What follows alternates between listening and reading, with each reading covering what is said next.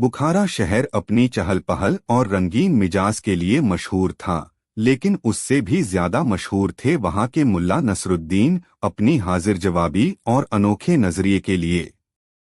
उनकी बातें सीधी सादी होती थीं, मगर उनमें गहरे अर्थ छिपे होते थे।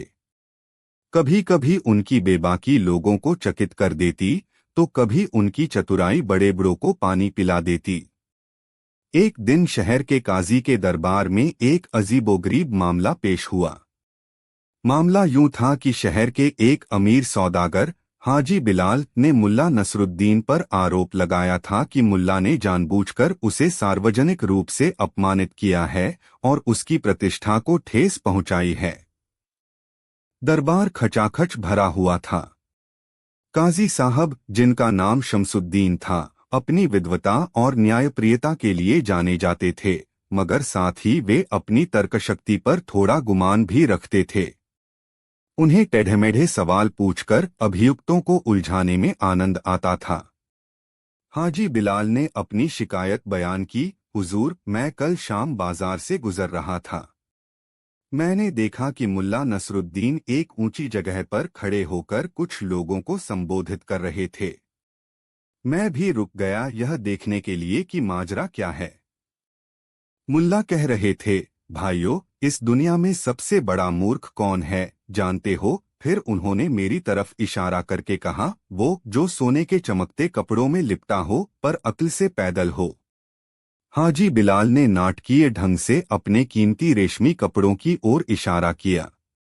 हुजूर, उस वक्त मैंने सोने के तार से कढ़े हुए यही कपड़े पहन रखे थे। सारा बाजार मुझ पर हंस रहा था। मुल्ला ने सीधे सीधे मुझे मूर्ख कहा और मेरी इज्जत मिट्टी में मिला दी। मैं इंसाफ चाहता हूं। काजी शमसुद्दीन ने अपनी लंबी दाढ़ी पर हाथ फेरा और गहरी नजर से मुल्ला की ओर देखा, जो शांत भाव से एक कोने में खड़े थे, मानो उन्हें किसी बात की कोई परवाह ही न हो। मुल्ला नसरुद्दीन, काजी ने गंभीर स्वर में कहा, क्या हाजी बिलाल का आरोप सत्य है? मुल्ला ने धीरे से सिर हिलाया। हुजूर, मैंने यह बात तो कही थी कि दुनिया में सबसे बड़ा मूर्ख कौन है, और यह भी कहा था कि वो जो सोने के चमकते कपड़ों में लिपटा हो पर अक्ल से पैदल हो। लेकिन मैंने हाजी बिलाल साहब का नाम तो नहीं लिया था, न ही उनकी तरफ कोई स्पष्ट इशारा किया था। हाजी बिलाल तैश में आ गए। झूठ, सरासर झूठ। तुमने मेरी ही तरफ देखा था हुजूर, सबने देखा था। मुल्ला ने मासूमियत से कहा, हुजूर, अगर हाजी साहब को ऐसा लगता है कि मैंने उनके बारे में कहा, तो इसमें मेरा क्या दोष? शायद उन्हें खुद ही ऐसा महसूस हुआ कि वो सोने के कपड़ों में तो लिपटे हैं, पर खैर, बाकी बात तो वो खुद ही समझ गए। दरबार में दबीदबी हंसी की लहर दौड़ गई। काजी शमसुद्दीन के चेहरे पर हल्की सी त्योरियां चढ़ गईं। उन्हें लगा कि मुल्ला बात को घुमा रहे हैं। मुल्ला, काजी ने अपनी आवाज में थोड़ी सख्ती लाते हुए कहा, क्या तुम यह कहना चाहते हो कि हाजी बिलाल अकारण ही खुद को अपमानित महसूस कर रहे हैं? हुजूर, मुल्ला ने अदब से जवाब दिया, मैं तो बस इतना जानता हूं कि अगर जूता पैर में फिट आ जाए तो पहनने वाला ही जानता है। अगर मेरी कोई बात किसी को अपने ऊपर लगती है तो यह उसकी अपनी समझ है। काजी शमसुद्दीन समझ गए कि मुल्ला को सीधे सीधे बातों में फंसाना आसान नहीं होगा। उन्होंने एक पल सोचा, फिर एक टेढ़ा सवाल दागने का फैसला किया, ऐसा सवाल जो मुल्ला को निरुत्तर कर दे या फिर उन्हें अपनी गलती मानने पर मजबूर कर दे। अच्छा मुल्ला, काजी ने कहा, उनकी आंखों में एक धूर चमक थी, मान लेते हैं कि तुमने हाजी बिलाल का नाम नहीं लिया, पर तुमने एक सामान्य टिप्पणी की। अब मैं तुमसे एक सवाल पूछता हूं, जिसका जवाब तुम्हें हाँ या ना में देना होगा। क्या तुम मानते हो कि बुद्धिमान व्यक्ति कभी मूर्खतापूर्ण वस्त्र पहन सकता है, और क्या मूर्ख व्यक्ति कभी बुद्धिमत्तापूर्ण वस्त्र धारण कर सकता है? यह एक फंसाने वाला सवाल था। अगर मुल्ला कहते हाँ, तो इसका मतलब होता कि कपड़ों से किसी की बुद्धिमानी या मूर्खता का पता नहीं चलता, और इस तरह हाजी बिलाल का अपमान निराधार हो जाता, लेकिन मुल्ला का मूल कथन भी कमजोर पड़ जाता। और अगर मुल्ला कहते नहीं तो इसका मतलब होता कि महंगे कपड़े पहनने वाला मूर्ख नहीं हो सकता, और इस प्रकार वे अप्रत्यक्ष रूप से हाजी बिलाल को बुद्धिमान मान लेते और खुद झूठे साबित होते। पूरा दरबार सांस रोके मुल्ला के जवाब का इंतजार कर रहा था। हाजी बिलाल के चेहरे पर विजी मुस्कान तैर रही थी। उन्हें लगा कि अब मुल्ला फंस गए। मुल्ला नसरुद्दीन ने एक क्षण के लिए अपनी ठोड़ी खुजलाई, फिर काजी की आंखों में आंखें डालकर शांत स्वर में बोले, हुजूर, आपका सवाल बहुत दिलचस्प है, पर क्या मैं इस सवाल का जवाब देने से पहले आपसे एक छोटा सा सवाल पूछ सकता हूं? काजी शमसुद्दीन थोड़े हैरान हुए, पर उन्होंने अनुमति दे दी। पूछो, क्या पूछना चाहते हो? मुल्ला ने कहा, हुजूर, आप इस शहर के सबसे प्रतिष्ठित और विद्वान न्यायाधीश हैं। आपकी बुद्धिमत्ता और न्यायप्रियता की चर्चा दूर दूर तक है। आप जो वस्त्र धारण करते हैं वे निःसंदेह आपकी गरिमा और पद के अनुरूप हैं। मुल्ला ने काजी के शानदार रेशमी लबादे और सजी हुई पगड़ी की ओर इशारा किया। काजी शमसुद्दीन थोड़ा प्रसन्न हुए। उन्हें अपनी तारीफ सुनना अच्छा लगता था। मुल्ला ने आगे कहा, हुजूर, मेरा सवाल यह है कि अगर किसी दिन किसी कारणवश आपको मेरे जैसे साधारण फटे पुराने कपड़े पहनने पड़े तो क्या आपकी बुद्धिमत्ता और न्याय करने की क्षमता कम हो जाएगी? और अगर मुझे नसरुद्दीन को एक दिन के लिए आपके ये शानदार वस्त्र और यह प्रतिष्ठित आसन मिल जाए तो क्या मैं रातों रात आपके जितना बुद्धिमान और न्यायप्रिय बन जाऊंगा? पूरे दरबार में सन्नाटा छा गया। काजी शमसुद्दीन का चेहरा देखने लायक था। मुल्ला ने उन्हीं के सवाल को उन्हीं पर पलट दिया था, और वह भी इतने सीधे और सरल तरीके से कि काजी के पास कोई जवाब नहीं था। अगर काजी कहते कि कपड़े बदलने से बुद्धिमत्ता पर कोई फर्क नहीं पड़ता तो उनका मूल सवाल ही बेमानी हो जाता, और अगर वे कहते कि फर्क पड़ता है तो वे अपनी ही विद्वता को कपड़ों का मोहताज साबित कर देते। कुछ देर तक काजी चुप रहे। उनके माथे पर पसीने की बूंदें उभर आई थीं। फिर उन्होंने एक गहरी सांस ली। उनके चेहरे पर क्रोध के बजाय एक हल्की सी मुस्कान तैर गई, जिसमें हार स्वीकार करने का भाव था। मुल्ला नसरुद्दीन, काजी ने कहा, उनकी आवाज में अब पहले जैसी सख्ती नहीं थी, तुमने मेरे सवाल का जवाब दिए बिना ही सब कुछ कह दिया। निःसंदेह वस्त्र किसी व्यक्ति की बुद्धिमत्ता या मूर्खता का पैमाना नहीं हो सकते। असली पहचान तो उसके कर्मों और उसकी सोच से होती है। फिर वे हाजी बिलाल की ओर मुड़े। हाजी साहब, मुल्ला ने किसी का नाम नहीं लिया था। अगर आपको उनकी बात अपने ऊपर लगी तो यह आपकी अपनी सोच थी। हो सकता है मुल्ला का इशारा किसी और की तरफ हो, या शायद वे बस एक सामान्य विचार प्रस्तुत कर रहे हों। किसी की सामान्य टिप्पणी को व्यक्तिगत अपमान समझना बुद्धिमानी नहीं है। हाजी बिलाल का मुंह लटक गया। उन्हें अपनी हार स्पष्ट नजर आ रही थी। काजी ने फैसला सुनाया, मुल्ला नसरुद्दीन पर लगाया गया आरोप साबित नहीं होता। उन्हें बाइज्जत बरी किया जाता है। दरबार में मौजूद लोग मुल्ला की जय जयकार करने लगे। मुल्ला नसरुद्दीन ने काजी को झुककर सलाम किया और शांत भाव से दरबार से बाहर निकल गए, जैसे कुछ हुआ ही न हो। बाहर आकर उनके कुछ दोस्त उन्हें घेरकर खड़े हो गए। एक ने पूछा, मुल्ला, तुमने काजी साहब को कैसे निरुत्तर कर दिया? उन्होंने तो तुम्हें फंसाने के लिए कितना टेढ़ा सवाल पूछा था। मुल्ला मुस्कुराए, भाई, सवाल कितना भी टेढ़ा क्यों न हो, अगर जवाब सीधा और सच्चा हो तो वह हर उलझन को सुलझा देता है। काजी साहब बुद्धिमान हैं, इसलिए उन्होंने सच्चाई को समझ लिया। बात कपड़ों की नहीं, अक्ल की होती है। और अक्ल न तो बाजार में बिकती है, न ही किसी पदवी से मिलती है। वह तो अंदर होती है, जिसे बस पहचानने और सही समय पर इस्तेमाल करने की जरूरत होती है। उस दिन के बाद से काजी शमसुद्दीन मुल्ला नसरुद्दीन का और भी अधिक सम्मान करने लगे। वे समझ गए थे कि मुल्ला की सादगी में ही उनकी सबसे बड़ी ताकत छिपी है। और शहर के लोगों के लिए यह किस्सा एक और मिसाल बन गया कि कैसे मुल्ला नसरुद्दीन अपनी सहज बुद्धि और सीधे जवाबों से बड़ी बड़ी गुत्थियां सुलझा देते थे और टेढ़े सवालों को भी निरर्थक साबित कर देते थे। हाजी बिलाल ने भी इस घटना से सबक सीखा। अगली बार जब उन्होंने मुल्ला को बाजार में देखा तो दूर से ही अदब से सलाम किया और इस बात का खास ध्यान रखा कि उनके कपड़ों की चमक कहीं मुल्ला की नजरों में न आ जाए। शायद उन्हें डर था कि मुल्ला फिर कोई ऐसी बात न कह दें जो सीधे उनके दिल पर लग जाए। और मुल्ला, वे अपनी धुन में मस्त अपने गधे पर सवार बुखारा की गलियों में घूमते रहे, अपनी मुस्कान और अपनी बुद्धिमत्ता से दुनिया को रोशन करते रहे। उनकी हर कहानी, हर किस्सा एक सबक होता था, जिंदगी को सहजता और सच्चाई से जीने का सबक।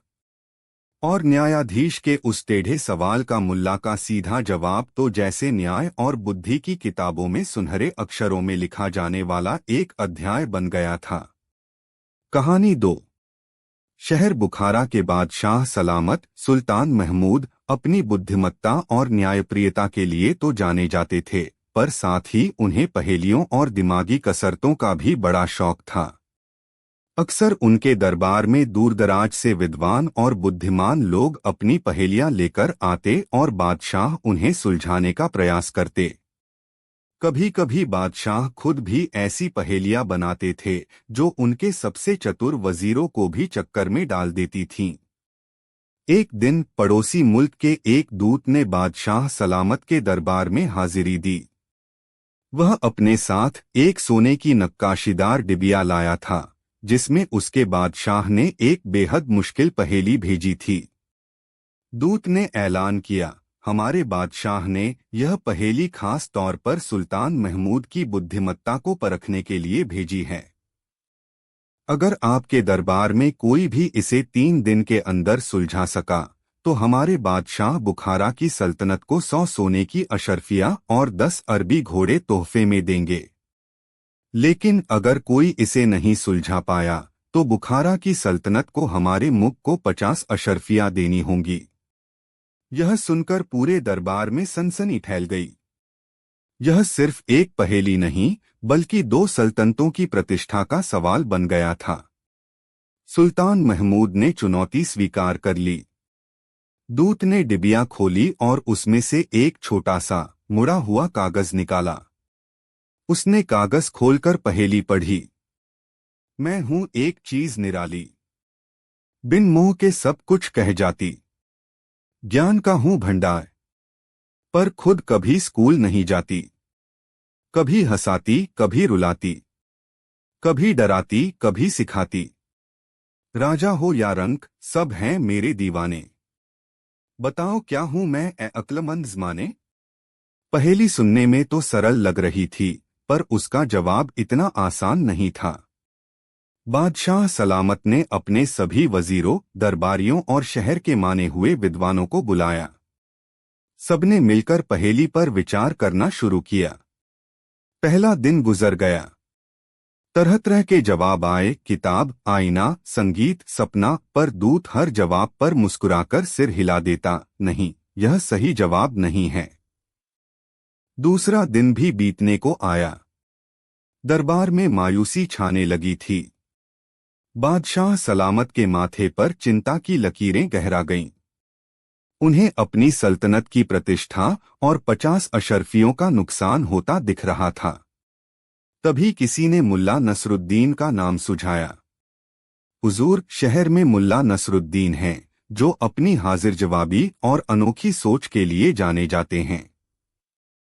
क्या पता वह इस पहेली को सुलझा सकें। बादशाह को मुल्ला की कई चतुराई भरी कहानियां याद थीं। उन्होंने फौरन मुल्ला को दरबार में हाजिर करने का हुक्म दिया। मुल्ला नसरुद्दीन उस वक्त अपने गधे शेरू को नहला रहे थे जब शाही हरकारा उन्हें बुलाने पहुंचा। मुल्ला को थोड़ी हैरानी हुई पर वह शाही हुक्म टाल नहीं सकते थे। वह जैसे थे वैसे ही थोड़े भीगे कपड़ों में दरबार की ओर चल पड़े। शेरू भी उनके पीछे पीछे हो लिया, मानो उसे भी पहेली सुलझाने में दिलचस्पी हो। दरबार में पहुंचकर मुल्ला ने बादशाह को अदब से सलाम किया। बादशाह ने उन्हें पूरी स्थिति समझाई और पहेली दोहराई। मुल्ला ने पहेली को ध्यान से सुना, अपनी ठोड़ी खुजलाई और फिर मुस्कुराए। हुजूर, पहेली तो वाकई दिलचस्प है। बादशाह ने अधीर होकर पूछा, मुल्ला, क्या तुम इसका जवाब जानते हो? हमारे पास ज्यादा वक्त नहीं है।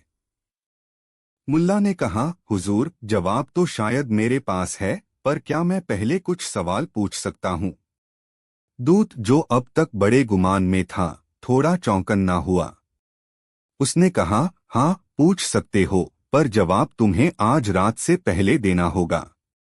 मुल्ला ने दूत की ओर देखकर पूछा, जनाब, क्या यह चीज जो पहेली का जवाब है, उसे देखा जा सकता है? दूत ने कहा, हाँ, देखा जा सकता है।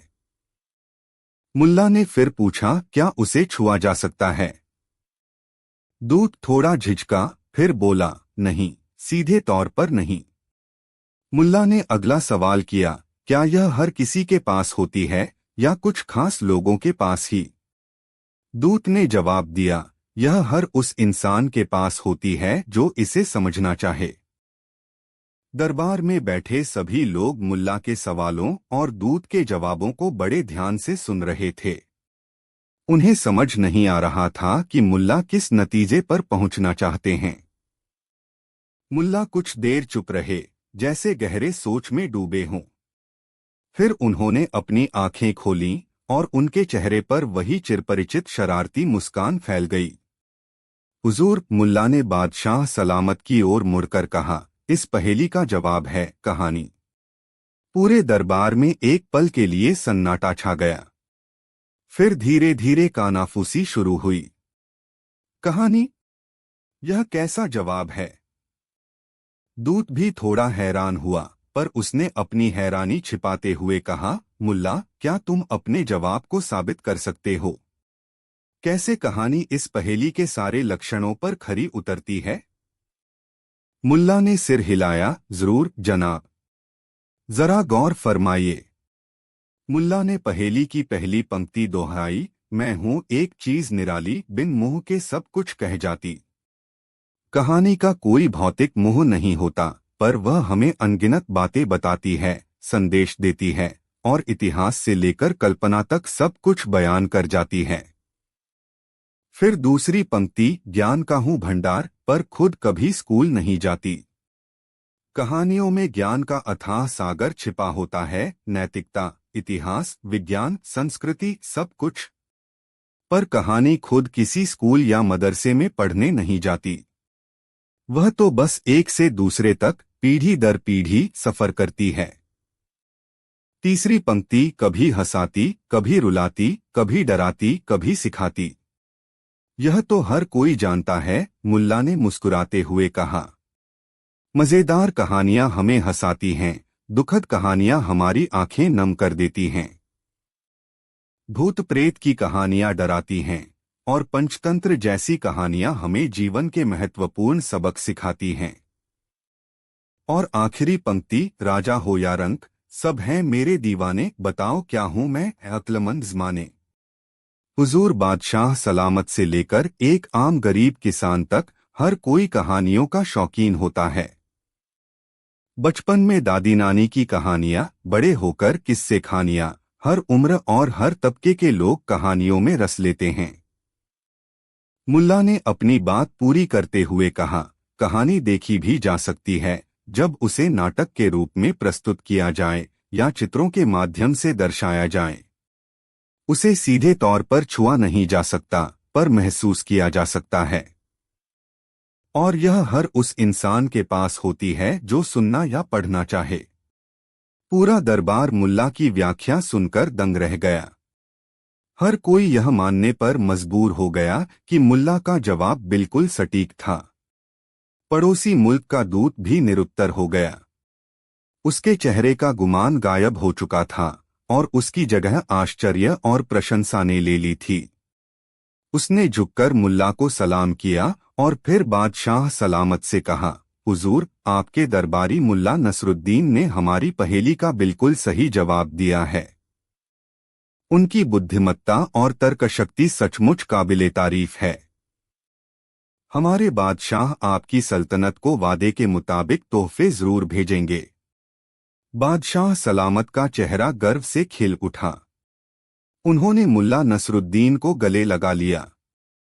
मुल्ला, तुमने आज हमारी सल्तनत की लाज रख ली। तुम्हारी अक्लमंदी का कोई जवाब नहीं। बादशाह ने मुल्ला को कीमती इनाम देने की पेशकश की, पर मुल्ला ने हमेशा की तरह विनम्रता से इनकार कर दिया। हुजूर, आपकी दुआएं ही मेरे लिए सबसे बड़ा इनाम हैं। और फिर जैसे कुछ हुआ ही न हो, मुल्ला नसरुद्दीन अपने गधे शेरू के साथ दरबार से बाहर निकल गए, शायद घर जाकर अपने अधूरे काम को पूरा करने, शेरू को नहलाने। यह किस्सा पूरे बुखारा में और आसपास के मुल्कों में भी मशहूर हो गया कि कैसे मुल्ला नसरुद्दीन ने अपनी सहज बुद्धि और अनोखी सोच से एक बेहद मुश्किल पहेली को सुलझाकर अपनी सल्तनत की शान बढ़ाई। लोग कहने लगे कि पोथियों में लिखा ज्ञान ही सब कुछ नहीं होता, असली बुद्धिमत्ता तो जीवन के अनुभवों और चीजों को अलग नजरिए से देखने में होती है, और इस मामले में मुल्ला नसरुद्दीन का कोई सानी नहीं था। वह पहेली तो कब की भुलाई जा चुकी होती, पर मुल्ला के उसे सुलझाने का तरीका हमेशा याद रखा गया। यह कहानी इस बात का सबूत बन गई कि कभी कभी सबसे जटिल समस्याओं का हल भी सबसे सरल विचारों में छिपा होता है। बस जरूरत होती है एक ऐसे दिमाग की जो लीक से हटकर सोच सके, ठीक मुल्ला नसरुद्दीन के दिमाग की तरह। और हर बार जब कोई मुश्किल पहेली सामने आती तो लोग उम्मीद भरी नजरों से मुल्ला के घर की ओर देखने लगते, यह जानते हुए कि उनके पास हर ताले की चाबी और हर पहेली का जवाब जरूर होगा। कहानी 3। शहर के उस पुराने मोहल्ले में, जहां घर एक दूसरे से ऐसे सटे हुए थे मानो बरसों से एक दूसरे का दुख सुख बांट रहे हों, दो पड़ोसी रहते थे, करीम चाचा और रहीम भाई। कभी इन दोनों के बीच गहरी दोस्ती हुआ करती थी। शाम को चौपाल पर साथ बैठना, एक दूसरे के घर ईद बकरीद पर सेवैयां और पकवान भेजना, बच्चों का एक दूसरे के आंगन में खेलना, यह सब आम बात थी। लेकिन पिछले कुछ महीनों से उनके बीच एक अजीब सी खटास आ गई थी, और उसकी वजह थी उनके आंगनों के बीच खड़ी एक पुरानी बेर की झाड़ी। झाड़ी थी तो छोटी, पर फल उसमें खूब लगते थे। आधी झाड़ी करीम चाचा के आंगन की ओर झुकी थी, तो आधी रहीम भाई के। सालों से दोनों परिवार मिल बांटकर बेर खाते आए थे, कभी कोई हिसाब किताब नहीं हुआ। पर इस साल न जाने क्या हुआ, करीम चाचा के मन में यह बात घर कर गई कि रहीम भाई के बच्चे जानबूझकर उनकी तरफ के बेर भी तोड़ लेते हैं। और रहीम भाई को लगने लगा कि करीम चाचा झाड़ी को अपनी तरफ ज्यादा खींचने की कोशिश कर रहे हैं। बात छोटी सी थी, पर तूल पकड़ते देर न लगी। पहले तो इशारों में बातें हुईं, फिर ताने उलाहने शुरू हुए, और एक दिन तो दोनों आंगन में खड़े होकर एक दूसरे पर चीखने चिल्लाने लगे।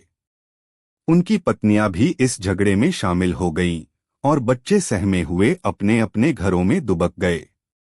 मोहल्ले के बाकी लोग भी तमाशबीन बने यह सब देख रहे थे, कोई बीच बचाव करने की हिम्मत नहीं जुटा पा रहा था। रोज सुबह जब सूरज की पहली किरणें उस बेर की झाड़ी पर पड़ती, तो साथ ही एक नई कहासुनी का आगाज भी हो जाता। देखो तो रात में ही तुम्हारी बकरी ने हमारी तरफ की 2 टहनियां चबा लीं, करीम चाचा गरजते। और तुम्हारे नालायक बेटे ने कल हमारी तरफ पत्थर मारकर कितने बेर गिरा दिए, उसका क्या, रहीम भाई पलटकर जवाब देते। मोहल्ले का अमन चैन गायब हो चुका था। उस बेर की झाड़ी ने, जो कभी मिठास का प्रतीक थी, अब कड़वाहट घोल दी थी। एक दिन जब झगड़ा अपने चरम पर था और दोनों पड़ोसी हाथ में लाठियां लेकर एक दूसरे को ललकार रहे थे, तभी वहां से मुल्ला नसरुद्दीन अपने गधे पर सवार होकर गुजरे। मुल्ला ने यह हंगामा देखा तो गधे को रोका। वे हमेशा की तरह शांत और थोड़े हैरान दिख रहे थे। अरे भाई करीम, भाई रहीम, यह क्या हो रहा है? सुबह सुबह इतना शोर शराबा? क्या कोई नया खेल शुरू किया है तुम दोनों ने? मुल्ला ने अपनी चिरपरिचित मासूमियत से पूछा। दोनों पड़ोसी, जो गुस्से में लाल पीले हो रहे थे, मुल्ला को देखकर थोड़ा ठिठके। मोहल्ले में मुल्ला की इज्जत थी, लोग उनकी अक्ल और हाजिर जवाबी के कायल थे। करीम चाचा हाफते हुए बोले, मुल्ला जी, आप ही इंसाफ कीजिए। यह रहीम भाई रोज मेरी बेर की झाड़ी से बेर चोरी करते हैं और अपने बच्चों को भी यही सिखाते हैं। रहीम भाई भी कहाँ चुप रहने वाले थे। झूठ बोलता है यह। झाड़ी आधी मेरी है और यह खुद रात में चुपके से मेरी तरफ की टहनियां अपनी ओर खींच लेता है। आप ही बताइए मुल्ला, यह कहाँ का इंसाफ है? मुल्ला ने गधे से उतरकर झाड़ी को गौर से देखा। बेर सचमुच रसीले और पके हुए लग रहे थे। फिर उन्होंने दोनों पड़ोसियों के गुस्से से तमतमाए चेहरों को देखा। हम्मक मुल्ला ने अपनी ठोड़ी खुजलाते हुए कहा, मामला तो वाकई संगीन है। बेर की झाड़ी और दो पुराने दोस्त दुश्मन बन गए। यह तो बड़ी दुख की बात है। फिर मुल्ला ने थोड़ा गंभीर होकर कहा, देखो भाई, झगड़ा करने से तो झाड़ी न तो बड़ी हो जाएगी, न ही ज्यादा बेर देने लगेगी, और तुम दोनों का खून जरूर खौल जाएगा। क्या तुम दोनों सच में इस मसले का हल चाहते हो? दोनों ने एक साथ कहा, हाँ बिल्कुल। ठीक है, मुल्ला बोले, तो फिर एक काम करो, कल सुबह तुम दोनों यहीं मिलना, मैं भी आऊंगा। और हाँ, अपने साथ एक एक तेज धार वाली आरी और एक बड़ा सा तराजू लेकर आना। आरी और तराजू? करीम चाचा और रहीम भाई एक दूसरे का मुंह देखने लगे। मुल्ला की यह कैसी तरकीब थी? पर मुल्ला के आगे कुछ कहने की उनकी हिम्मत न हुई। अगली सुबह तय समय पर करीम चाचा और रहीम भाई अपनी अपनी आरिया और एक एक तराजू लेकर पहुंच गए। मोहल्ले के कुछ और लोग भी यह देखने के लिए जमा हो गए थे कि आखिर मुल्ला क्या करने वाले हैं। मुल्ला नसरुद्दीन भी अपने गधे पर सवार होकर ठीक समय पर पहुंच गए। बहुत खूब, मुल्ला ने कहा, लगता है तुम दोनों सच में मसला सुलझाना चाहते हो। अब सुनो, सबसे पहले हम इस झाड़ी का ठीक ठीक बंटवारा करेंगे। उन्होंने झाड़ी के ठीक बीचों बीच अपने अंगोछे से एक निशान बनाया। करीम चाचा, यह हिस्सा आपका। रहीम भाई, वह हिस्सा आपका। अब अपनी अपनी आरी उठाइए और अपने अपने हिस्से की झाड़ी को जड़ से काट डालिए। क्या? काट डालें? दोनों पड़ोसी एक साथ चीख पड़े। मुल्ला जी, यह आप क्या कह रहे हैं? अगर झाड़ी ही कट गई तो बेर कहाँ से मिलेंगे? मुल्ला मुस्कुराए, अरे भाई, जब झाड़ी ही झगड़े की जड़ है तो जड़ को ही खत्म कर देना चाहिए। न रहेगी झाड़ी, न होगा झगड़ा। कितना आसान हल है। करीम चाचा और रहीम भाई सत्ते में आ गए। उन्हें उम्मीद थी कि मुल्ला कोई समझदारी भरी बात करेंगे, पर यह तो सरासर बेवकूफी थी। मुल्ला ने फिर कहा, अच्छा, अगर काटना नहीं चाहते तो दूसरा तरीका है। तुम दोनों रोज अपने अपने हिस्से के बेर तोड़ो, फिर उन्हें इस तराजू पर तौलो। जिसके हिस्से में कम बेर आए, दूसरा उसे अपने हिस्से से उतने बेर दे दे। बिल्कुल बराबर बराबर। एक बेर भी कम या ज्यादा नहीं होना चाहिए। और हाँ, अगर कोई पत्ती भी ज्यादा गिर जाए तो उसका भी हिसाब रखना होगा। यह सुनकर मोहल्ले वाले भी हंसने लगे। यह तो और भी मुश्किल काम था। रोज रोज बेर तौलना और वो भी पत्तियों का हिसाब रखना। करीम चाचा बोले, मुल्ला जी, यह तो नामुमकिन है। हम सारा दिन यही करते रहेंगे क्या? रहीम भाई ने भी हामी भरी, और अगर हवा चली और बेर अपने आप गिर गए तो किसका दोष होगा? मुल्ला ने कंधों उचकाए, यह तो तुम दोनों जानो। इंसाफ तो यही कहता है कि हर चीज का बंटवारा बराबर हो। फिर मुल्ला ने एक और तरकीब सुझाई, एक काम और कर सकते हो। तुम दोनों बारी बारी से एक एक दिन सारे बेर तोड़ो। एक दिन करीम चाचा के, एक दिन रहीम भाई के। लेकिन जिस दिन जिसकी बारी न हो, वह झाड़ी की तरफ देखेगा भी नहीं, चाहे उसके हिस्से के बेर पककर नीचे ही क्यों न गिर जाएं। यह भी कोई हल नहीं था। दोनों पड़ोसियों के चेहरे पर निराशा और परेशानी साफ झलक रही थी। वे समझ नहीं पा रहे थे कि मुल्ला उनसे क्या करवाना चाहते हैं। तभी करीम चाचा की छोटी पोती, जो अब तक सहमी हुई खड़ी थी, आगे आई और बोली, दादा, रहीम चाचा के घर के बेर ज्यादा मीठे होते हैं, क्या मैं थोड़े से ले लूं? और रहीम भाई का छोटा बेटा भी बोल पड़ा, अब्बू, करीम चाचा के आंगन में धूप ज्यादा आती है, वहां के बेर जल्दी पकते हैं, मुझे वो वाले पसंद हैं। बच्चों की मासूम बातें सुनकर दोनों पड़ोसियों के दिल पिघल से गए। उन्हें याद आया वो वक्त जब उनके बच्चे एक साथ इसी झाड़ी के नीचे खेलते थे और बेर तोड़ तोड़ कर एक दूसरे को खिलाते थे। तब किसी ने नहीं पूछा था कि यह बेर किसका है। मुल्ला नसरुद्दीन बच्चों की बातें सुनकर मुस्कुरा रहे थे।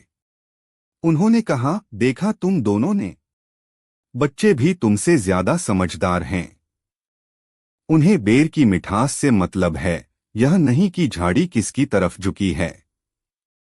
फिर मुल्ला ने दोनों पड़ोसियों की ओर देखकर कहा, करीम भाई, रहीम भाई, यह झाड़ी तुम्हारे आंगनों के बीच नहीं, बल्कि तुम्हारे दिलों के बीच दीवार खड़ी कर रही है। क्या चंद बेरों के लिए तुम अपनी बरसों पुरानी दोस्ती, अपना भाईचारा, अपने बच्चों की खुशियां सब दांव पर लगा दोगे? मुल्ला की बातों का गहरा असर हुआ। करीम चाचा और रहीम भाई की आंखें नम हो गईं। उन्हें अपनी गलती का एहसास हो रहा था। वे एक दूसरे को देख रहे थे और उनके चेहरों पर गुस्सा नहीं, बल्कि शर्मिंदगी थी। करीम चाचा ने धीरे से अपनी आरी नीचे रख दी। रहीम भाई ने भी अपना तराजू एक तरफ सरका दिया। करीम चाचा आगे बढ़े और रहीम भाई को गले लगा लिया। मुझे माफ कर दे रहीम, मैं गुस्से में अंधा हो गया था। रहीम भाई की भी आंखों से आंसू बह निकले। नहीं भाई, गलती मेरी भी थी, मैंने छोटी सी बात का बतंगड़ बना दिया। मोहल्ले वालों ने तालियां बजाईं। मुल्ला नसरुद्दीन मुस्कुरा रहे थे। मुल्ला ने कहा, यह बेर की झाड़ी झगड़े की जड़ नहीं, बल्कि तुम्हारी दोस्ती की गवाह है। इसे काटो मत, बल्कि मिलकर इसकी देखभाल करो। इसके फल मिलकर खाओ, जैसे पहले खाते थे। याद रखो, बांटने से खुशियां बढ़ती हैं, कम नहीं होती। उस दिन के बाद करीम चाचा और रहीम भाई फिर से पहले जैसे दोस्त बन गए। बेर की झाड़ी अब भी वहीं खड़ी थी, पर अब वह झगड़े का नहीं, बल्कि मिलमिलाप का प्रतीक बन गई थी। बच्चे फिर से उसके नीचे खेलने लगे और दोनों परिवार मिलकर उसके मीठे बेरों का आनंद लेने लगे। मुल्ला नसरुद्दीन अपने गधे पर सवार होकर अपने रास्ते चले गए, मोहल्ले में एक और उलझे हुए मसले को अपनी अनोखी सूझबूझ से सुलझाकर। लोगों ने एक बार फिर माना कि मुल्ला की बातें भले ही अटपटी लगें, पर उनमें जिंदगी की बड़ी बड़ी सच्चाइयां छिपी होती हैं। और सबसे बड़ा सबक यह था कि पड़ोसियों के बीच की छोटी छोटी रंजिशें अगर समझदारी और प्यार से न सुलझाई जाएं, तो वे रिश्तों में ऐसी कड़वाहट घोल देती हैं जिसे मिटाना मुश्किल हो जाता है। मुल्ला ने यह दिखा दिया कि कभी कभी सबसे सीधा हल सबसे मुश्किल दिखने वाली समस्या का भी हो सकता है, बस दिल बड़ा रखने की जरूरत होती है। कहानी 3 निश्चित रूप से प्रस्तुत है लालच बुरी बला है, मुल्ला का सिखाया सबक। कहानी लगभग 4000 शब्दों में। लालच बुरी बला है, मुल्ला का सिखाया सबक। शहर बुखारा में, जहां हर गली कूचे में कोई न कोई किस्सा जन्म लेता था, एक अमीर सौदागर रहता था जिसका नाम था कासिम। कासिम के पास दौलत की कोई कमी नहीं थी, बड़े बड़े गोदाम अनाज से भरे रहते, ऊँटों के काफिले दूरदराज के मुल्कों से माल लाते और उसके घर में सोने चांदी के बर्तन आम मिट्टी के बर्तनों की तरह इस्तेमाल होते थे। लेकिन जितनी उसके पास दौलत थी, उससे कहीं ज्यादा उसके मन में लालच भरा हुआ था। वह हमेशा और ज्यादा कमाने और ज्यादा जमा करने की फिराक में रहता था। गरीबों की मदद करना तो दूर, वह अपने नौकरों को भी पेट भर खाना देने में आनाकानी करता था। उसकी कंजूसी और लालच के किस्से पूरे शहर में मशहूर थे। दूसरी तरफ थे हमारे मुल्ला नसरुद्दीन, फक्कड़, मस्तमौला और अपनी ही दुनिया में मगन। उनके पास न तो कासिम जैसी दौलत थी, न ही वैसा ठाट बाट। एक छोटा सा घर, एक वफादार गधा और थोड़ी सी जमीन जिस पर वह गुजारे लायक अनाज उगा लेते थे। पर मुल्ला के दिल में संतोष था और चेहरे पर हमेशा एक शरारती मुस्कान। एक साल बुखारा में भयानक सूखा पड़ा। बारिश की एक बूंद नहीं गिरी, कुएं सूख गए, खेत बंजर हो गए। अनाज के दाम आसमान छूने लगे। गरीब लोग दाने दाने को मोहताज हो गए। ऐसे में कासिम सौदागर की चांदी हो गई। उसने अपने गोदामों में जमा सारा अनाज ऊंचे दामों पर बेचना शुरू कर दिया। वह लोगों की मजबूरी का फायदा उठाकर अपनी तिजोरियां और भर रहा था। शहर के लोग परेशान होकर मुल्ला नसरुद्दीन के पास पहुंचे। मुल्ला जी, आप ही कुछ कीजिए। यह कासिम सौदागर तो हमें लूट रहा है। सूखे की मार से हम पहले ही बेहाल हैं और यह जालिम हमारी बची खुची जमा पूंजी भी छीन लेना चाहता है। मुल्ला ने गहरी सांस ली। उन्होंने कासिम की हरकतों के बारे में सुन रखा था। उन्होंने अपनी ठोड़ी खुजलाते हुए कहा, लालच एक ऐसी आग है जो सबसे पहले अपने ही घर को जलाती है। लगता है कासिम मियाँ यह बात भूल गए हैं। चलो उन्हें याद दिलाते हैं। अगले दिन मुल्ला नसरुद्दीन सज-धज कर अपनी सबसे अच्छी अचकन पहनकर कासिम सौदागर की आलीशान हवेली पर पहुंचे। उनके हाथ में एक छोटा सा पर बेहद खूबसूरती से सजा हुआ संदूकचा था। कासिम अपने मुनीम के साथ हिसाब किताब में उलझा हुआ था। मुल्ला को देखकर वह थोड़ा हैरान हुआ। अरे मुल्ला जी, आप यहाँ कैसे आना हुआ? सब खैरियत तो है? उसकी आवाज में बनावटी मिठास थी, पर आंखों में वही लालची चमक। मुल्ला ने अदब से सलाम किया और बोले, कासिम मियाँ, आपके पास एक खास काम से आया हूँ। मेरे पास एक बहुत ही कीमती चीज है जो मेरे पुरखों की निशानी है। शहर में आजकल चोर उचक्कों का डर बढ़ गया है और मेरे घर में तो आप जानते ही हैं, सुरक्षा का कोई खास इंतजाम नहीं। मैं सोच रहा था कि अगर आप इसे अपनी सुरक्षित तिजोरी में कुछ दिनों के लिए रखवा लें तो बड़ी मेहरबानी होगी। कासिम की आंखें चमक उठीं। पुरखों की निशानी? कीमती चीज? उसके मन में लड्डू फूटने लगे। अरे मुल्ला जी, इसमें मेहरबानी कैसी? यह तो हमारा फर्ज है। लाइए, दिखाइए तो सही, क्या है उस संदूकचे में? मुल्ला ने रहस्यमय ढंग से मुस्कुराते हुए कहा, कासिम मियाँ, यह चीज इतनी कीमती है कि इसे हर किसी को दिखाया नहीं जा सकता। बस इतना समझ लीजिए कि इसकी कीमत का अंदाजा लगाना भी मुश्किल है। अगर आप इसे सुरक्षित रखने का वादा करें तो मैं इसे आपके हवाले कर सकता हूं। कासिम का लालच और बढ़ गया। उसने फौरन कहा, हाँ हाँ बिल्कुल, आप बेफिक्र रहिए। यह संदूकचा मेरी तिजोरी में ऐसे सुरक्षित रहेगा जैसे मेरी अपनी जान। मुल्ला ने संदूकचा कासिम को थमा दिया। संदूकचा छोटा था पर वजनदार लग रहा था। कासिम ने उसे दोनों हाथों से पकड़ा, मानो कोई खजाना हाथ लग गया है। ठीक है कासिम मियाँ, मैं कुछ दिनों बाद आकर इसे ले जाऊंगा, मुल्ला ने कहा और वहां से चले गए। मुल्ला के जाते ही कासिम ने फौरन अपने सबसे भरोसेमंद मुनीम को बुलाया। देखो तो जरा, इस मुल्ला फकीर के पास ऐसी कौन सी कीमती चीज आ गई? मुझे तो दाल में कुछ काला लगता है। मुनीम ने संदूकचे को गौर से देखा। उस पर एक छोटा सा ताला लगा हुआ था। हुजूर, ताला तो मामूली है, पर संदूकची वाकई पुरानी और नक्काशीदार लग रही है। कासिम से रहा नहीं गया। तोड़ो इस ताले को। मुझे अभी देखना है कि इसमें क्या है। मुनीम थोड़ा झिझका, लेकिन हुजूर, यह तो अमानत है। मुल्ला जी नाराज हो जाएंगे। अरे तुम फिक्र मत करो, कासिम ने झिड़क दिया। मैं देख लूंगा। अगर कुछ बहुत ही कीमती हुआ तो हम सोचेंगे कि क्या करना है। उसकी आंखों में कुटिलता साफ झलक रही थी। मुनीम ने औजार मंगवाए और थोड़ी ही देर में ताला तोड़ दिया। कासिम ने कांपते हाथों से संदूकचे का ढक्कन खोला। उसकी आंखें फटी की फटी रह गईं। संदूकचे में सोने चांदी या हीरे जवाहरात नहीं थे। उसमें था एक बड़ा सा सड़ा हुआ आलू, और आलू के नीचे एक कागज का टुकड़ा रखा था।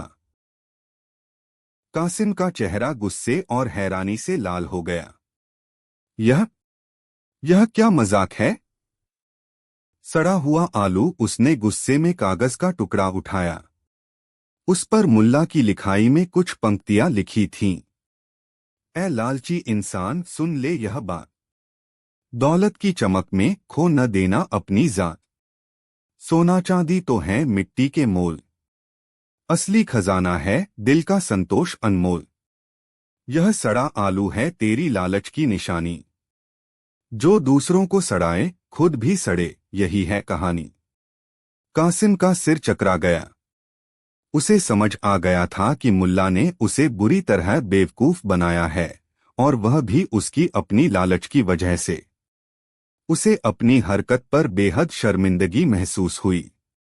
एक फकीर ने उसे ऐसा सबक सिखाया था जो वह जिंदगी भर नहीं भूल सकता था। ठीक उसी वक्त हवेली के बाहर शोर सुनाई दिया। शहर के बहुत से गरीब और जरूरतमंद लोग जमा हो गए थे, और वे मुल्ला नसरुद्दीन के साथ थे। मुल्ला ने ऊंची आवाज में कहा, कासिम मियाँ, बाहर तो आइए। आपके दर पर कुछ फरियादी आए हैं। कासिम झिझकता हुआ बाहर निकला। उसका चेहरा शर्म से झुका हुआ था। मुल्ला ने लोगों की तरफ इशारा करते हुए कहा, कासिम मियाँ, यह सूखा सिर्फ इन गरीबों के लिए नहीं, आपके लिए भी एक इम्तिहान है। दौलत कमाना बुरी बात नहीं, पर उसे सिर्फ अपने लिए जमा करना और दूसरों की मजबूरी का फायदा उठाना, यह इंसानियत नहीं है। यह सड़ा हुआ आलू जो आपने मेरे संदूकचे में पाया, यह उसी लालच का प्रतीक है जो इंसान के दिल को भी सड़ा देता है। कासिम के पास कहने को कुछ नहीं था। उसकी सारी हैकड़ी निकल चुकी थी।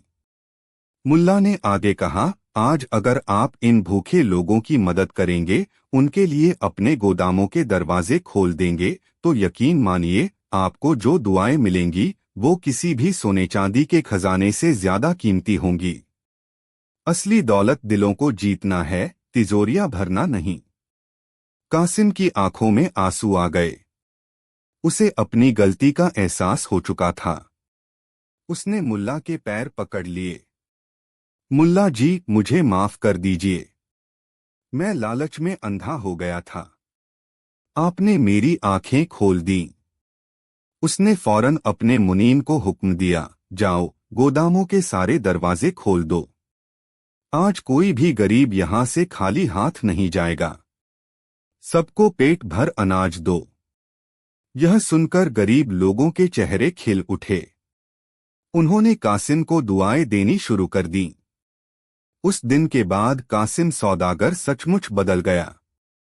उसने न सिर्फ सूखे के दौरान लोगों की मदद की, बल्कि आगे भी हमेशा गरीबों और जरूरतमंदों का ख्याल रखने लगा।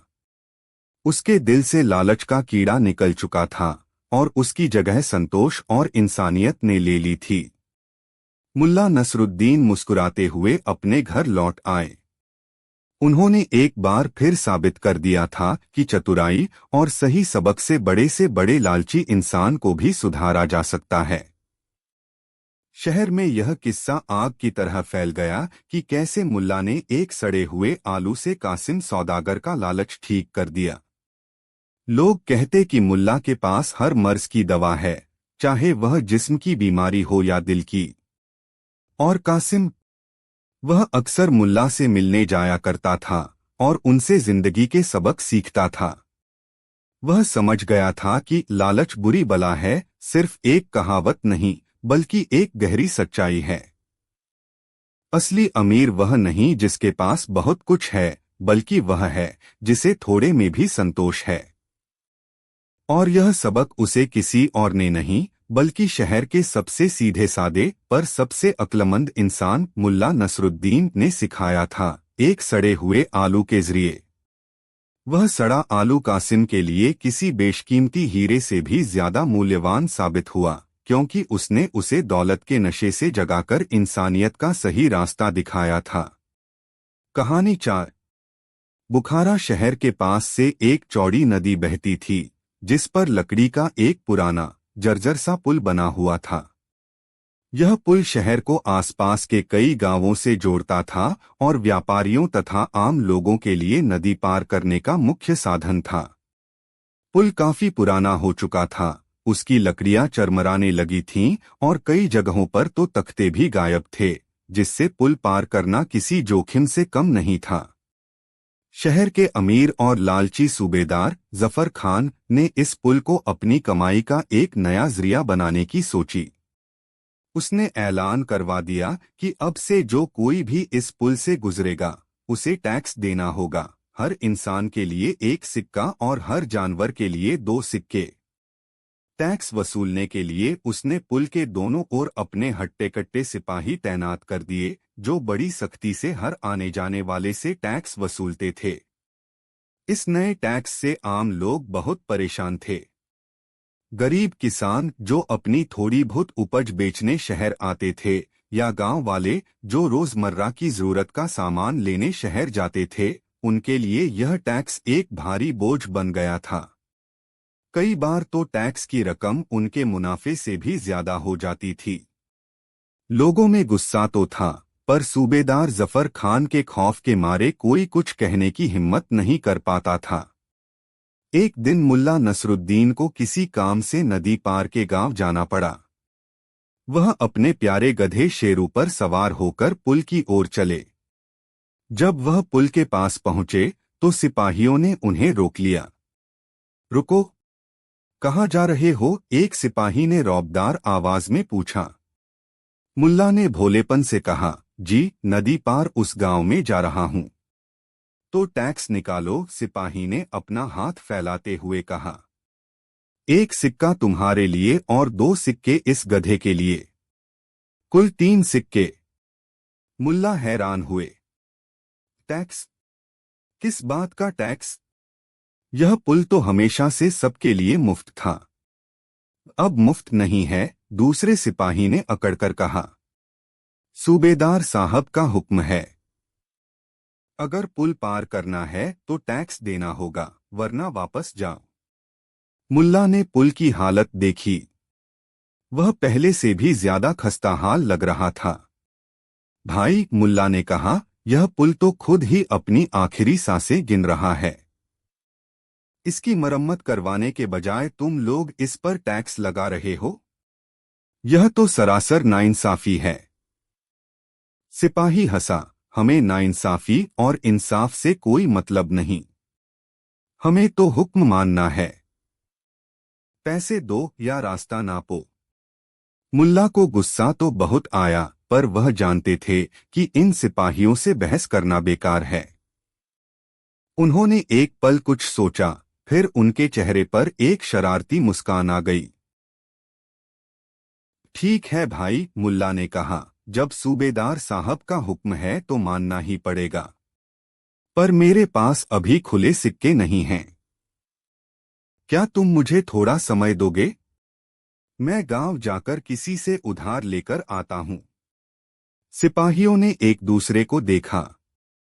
उन्हें लगा कि मुल्ला सच कह रहे हैं।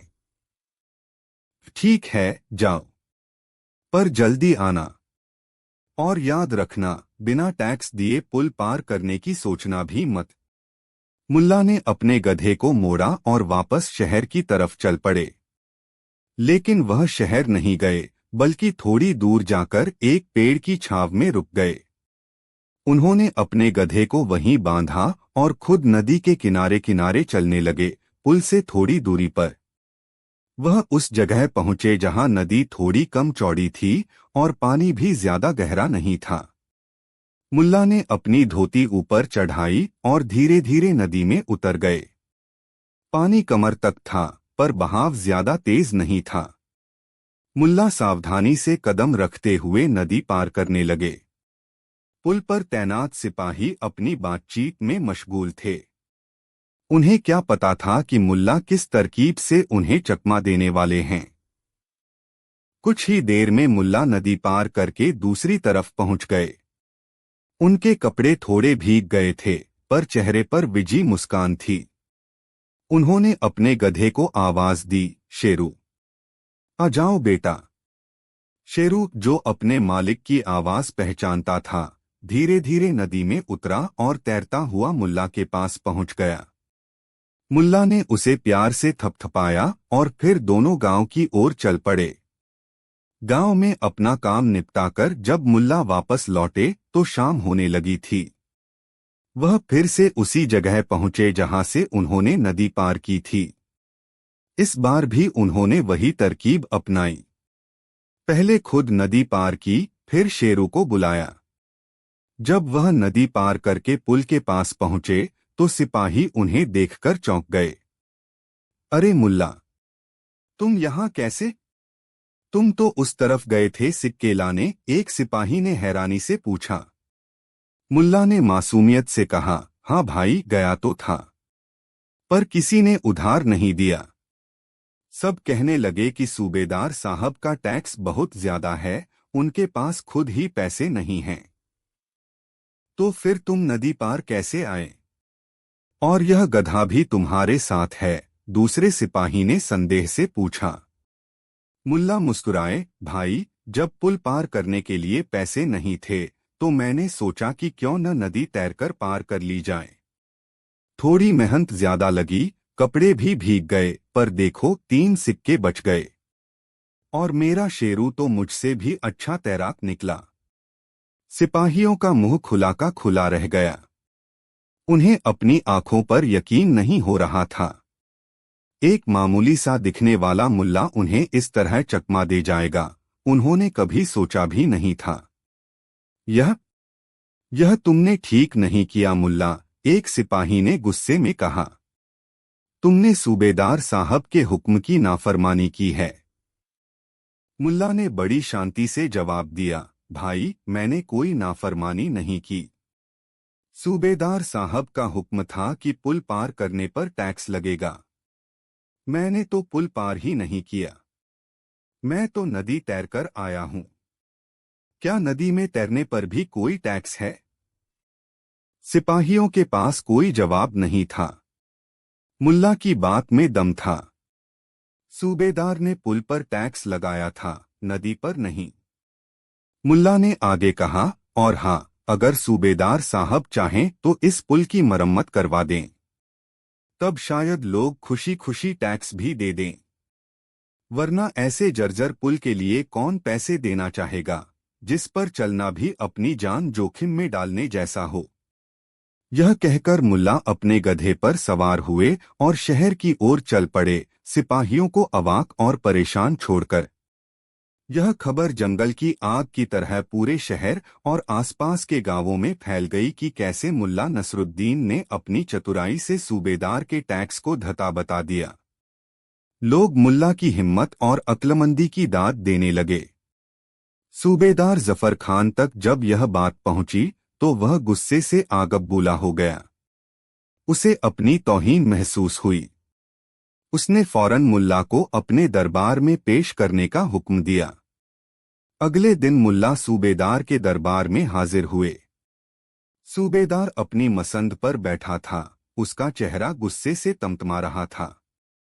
मुल्ला नसरुद्दीन सूबेदार गर्जा, तुम्हारी यह हिम्मत कैसे हुई कि तुमने मेरे हुक्म को मानने से इनकार कर दिया और बिना टैक्स दिए पुल पार किया। मुल्ला ने अदब से झुककर कहा, आलमपनाह, गुस्ताखी माफ हो। मैंने आपके हुक्म की कोई नाफरमानी नहीं की। आपका हुक्म पुल पार करने वालों के लिए था। मैं तो बेचारा गरीब आदमी 3 सिक्के बचाने के लिए नदी तैरकर पार हो गया।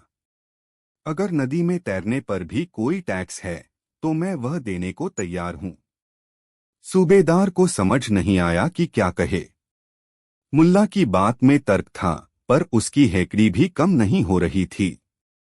तुम लोगों को गलत रास्ते पर डाल रहे हो, मुल्ला, सूबेदार ने कहा। अगर सब तुम्हारी तरह नदी तैरकर जाने लगे तो मेरे खजाने का क्या होगा? मुल्ला ने मासूमियत से कहा, आलमपनाह, अगर आप पुल को इतना दुरुस्त करवा दें कि लोग उस पर चलने में सुरक्षित महसूस करें और टैक्स भी वाजिब रखें, तो भला कोई क्यों अपनी जान जोखिम में डालकर नदी तैरकर जाएगा? लोग तो आराम चाहते हैं, परेशानी नहीं। मुल्ला की इस बात ने सूबेदार को सोचने पर मजबूर कर दिया। उसे एहसास हुआ कि सिर्फ सख्ती से नहीं, बल्कि लोगों की सहूलियत का ध्यान रखकर ही राज किया जा सकता है। उस दिन के बाद सूबेदार जफर खान ने पुल की मरम्मत करवाने का आदेश दिया। टैक्स की दर भी थोड़ी कम कर दी गई। लोग अब आसानी से और सुरक्षित रूप से पुल पार कर सकते थे। और मुल्ला नसरुद्दीन, वह एक बार फिर शहर के हीरो बन गए थे। उन्होंने न सिर्फ अपनी चतुराई से एक अन्यायपूर्ण टैक्स का विरोध किया, बल्कि सूबेदार को भी एक अहम सबक सिखाया। यह किस्सा हमेशा याद किया जाता है कि कैसे एक आम आदमी भी अपनी बुद्धि और साहस से बड़े अत्याचारी शासक को झुका सकता है, और कैसे मुल्ला ने पुल पार करने का टैक्स देने से इनकार करके एक बड़ी तब्दीली की नींव रखी थी। उनकी यह कहानी इस बात का प्रमाण थी कि जहां चाह वहां राह, और जहां मुल्ला वहां कोई न कोई अनोखी तरकीब। कहानी 5।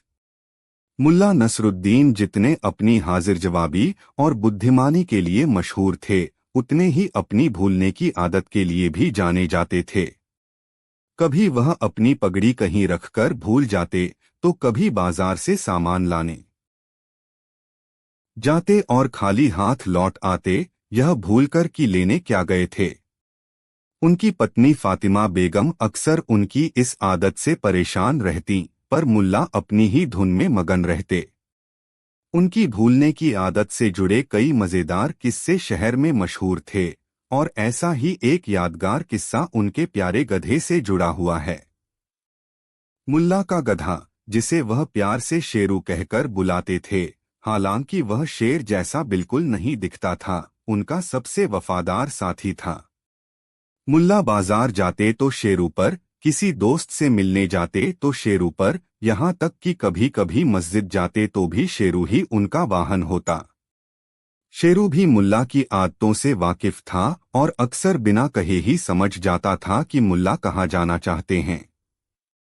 एक सुबह मुल्ला को पास के गांव में अपने एक पुराने दोस्त अहमद से मिलने जाना था। अहमद की बेटी की शादी थी और मुल्ला को उसमें शिरकत करनी थी। फातिमा ने सुबह सुबह ही मुल्ला के लिए नए कपड़े निकाले, रास्ते के लिए थोड़ा खाना बांधा और उन्हें समय से निकलने की हिदायत दी। सुनिए जी, फातिमा ने कहा, गांव दूर है, समय से निकलिएगा। और हाँ, अपना दिमाग ठिकाने रखिएगा। ऐसा न हो कि आप गधे पर बैठे बैठे गधे को ही ढूंढने लगें। फातिमा ने यह बात मजाक में कही थी, पर उसे क्या पता था कि उसकी बात सच होने वाली है। मुल्ला ने सिर हिलाया, अरी बेगम, तुम भी क्या बात करती हो? मैं इतना भी भुलक्कड़ नहीं हूँ। वह तैयार हुए, फातिमा का दिया हुआ खाने का पोटला लिया और घर के बाहर आए, जहां शेरू हमेशा की तरह उनका इंतजार कर रहा था। मुल्ला गधे पर सवार हुए, चल मेरे शेरू, आज तुझे थोड़ी लंबी सैर कराते हैं। सफर शुरू हुआ। सुबह की ठंडी हवा चल रही थी, सूरज अभी पूरी तरह निकला नहीं था। मुल्ला अपने ख्यालों में खोए हुए थे। कभी गांव की यादें ताज़ा कर रहे थे तो कभी सोच रहे थे कि अहमद की बेटी के लिए क्या तोहफा ले जाते। रास्ते में उन्हें अपने कुछ और दोस्त मिल गए जो उसी गांव की ओर जा रहे थे। कुल मिलाकर मुल्ला और उनके 9 दोस्त यानी 10 लोग हो गए। सब पैदल चल रहे थे, सिवाय मुल्ला के जो अपने गधे पर सवार थे। बातचीत का सिलसिला शुरू हुआ। पुरानी यादें, गांव के किस्से, हंसी मजाक। मुल्ला भी इस सब में इतने मशगूल हो गए कि उन्हें बाकी किसी चीज का होश ही नहीं रहा। कुछ देर चलने के बाद जब वे गांव के करीब पहुंचने वाले थे, अचानक मुल्ला के मन में एक ख्याल आया।